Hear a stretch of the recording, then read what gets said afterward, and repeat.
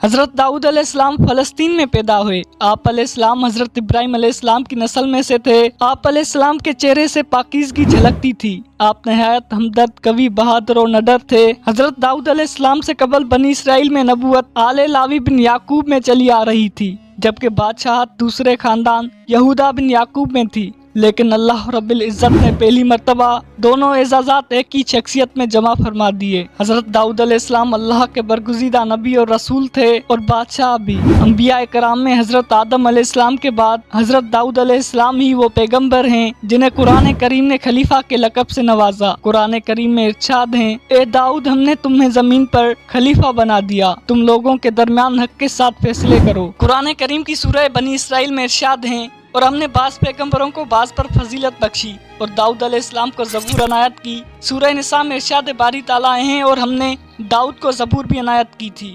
زبور اللہ تعالیٰ کی کتاب ہیں جو حضرت داؤد علیہ السلام پر نازل ہوئی۔ اس میں 150 سورتیں ہیں جو دعاؤں اور حمد و ثنا پر مشتمل ہیں، تاہم ان میں حلال و حرام اور فرائض و حدود کا بیان نہیں ہے۔ زبور کے لغوی معنی پارے یا ٹکڑے کے ہیں۔ دراصل زبور کے نزول کا مقصد تورات کی تکمیل تھا، اس لیے گویا یہ تورات ہی کا ایک حصہ یا ٹکڑا ہے۔ زبور اللہ تبارک و تعالیٰ کی حمد و ثنا سے مزین ہے، اور حضرت داؤد علیہ السلام کو اللہ تعالیٰ نے دل نشین آواز اور سحر انگیز لہن عطا فرمایا تھا۔ آپ علیہ السلام جب زبور کی تلاوت فرماتے تو وجد آفرین تلاوت سے مسحور ہو کر چرند پرند، درخت، پہاڑ، جن و انس، دریا و سمندر، یعنی سب اللہ تعالیٰ کی حمد و ثنا میں محو ہو جاتے۔ اللہ تعالیٰ نے حضرت داؤد علیہ السلام کو نبوت اور رسالت کے ساتھ حکمت بھی عطا فرمائی تھی۔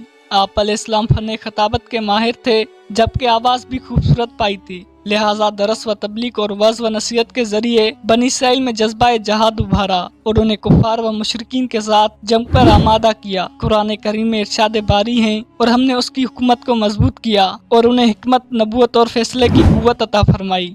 بہت تھوڑے عرصے میں فلسطین، عراق، شام، دمشق، شرق، اردن اور خلیج عقبہ سے فرات تک جزیرۃ العرب کے بیشتر علاقے ان کے زیر نگین آ چکے تھے۔ حضرت داؤد علیہ السلام کی قوم کے 70,000 آدمی عقبہ کے پاس سمندر کے کنارے ایلا نامی گاؤں میں رہتے تھے، اور یہ لوگ بڑی فراخی اور خوشحالی کی زندگی بسر کرتے تھے۔ اللہ تعالیٰ نے ان لوگوں کا اس طرح امتحان لیا کہ ہفتے کے دن مچھلی کا شکار ان پر حرام فرما دیا اور ہفتے کے باقی دنوں میں شکار حلال فرما دیا، اور ان لوگوں کو اس طرح آزمائش میں مبتلا فرما دیا، کیونکہ سنیچر کے دن بے شمار مچھلیاں آتی تھیں اور دوسرے دنوں میں نہیں آتی تھیں۔ تو شیطان نے ان لوگوں کو یہ ہیلا بتا دیا کہ سمندر سے کچھ نالیاں نکال کر خشکی میں چند حوض بنا لو، اور جب سنیچر کے دن ان نالیوں کے ذریعے مچھلیاں حوض میں آ جائیں تو نالیوں کا منہ بند کر دو، اور اس دن شکار نہ کرو، بلکہ دوسرے دن آسانی کے ساتھ ان مچھلیوں کو پکڑ لو۔ ان لوگوں کو یہ شیطانی ہیلا بازی پسند آ گئی، اور ان لوگوں نے یہ نہیں سوچا کہ جب مچھلیاں نالیوں اور حوضوں میں مقید ہو گئیں تو یہی ان کا شکار ہو گیا۔ تو سنیچر ہی کے دن شکار کرنا پایا گیا جو ان کے لیے حرام تھا۔ اس موقع پر ان یہودیوں کے 3 گروہ ہو گئے۔ کچھ لوگ ایسے تھے جو شکار کے اس شیطانی ہیلا سے منع کرتے رہے اور ناراض و بیزار ہو کر شکار سے باز رہے، اور کچھ لوگ اس کام کو دل سے برا جان کر خاموش رہے، دوسروں کو منع نہ کرتے تھے، بلکہ منع کرنے والوں سے یہ کہتے تھے کہ تم لوگ ایسی قوم کو کیوں نصیحت کرتے ہو جنہیں اللہ تعالیٰ ہلاک کرنے والا یا سخت سزا دینے والا ہے۔ اور کچھ وہ نافرمان لوگ تھے جنہوں نے حکم خداوندی کی اعلانیہ مخالفت کی اور شیطان کی ہیلا بازی کو مان کر سنیچر کے دن شکار کر لیا اور ان مچھلیوں کو کھایا اور بیچا بھی۔ جب نافرمانوں نے منع کرنے کے باوجود شکار کر لیا تو منع کرنے والی جماعت نے کہا کہ اب ہم ان سے کوئی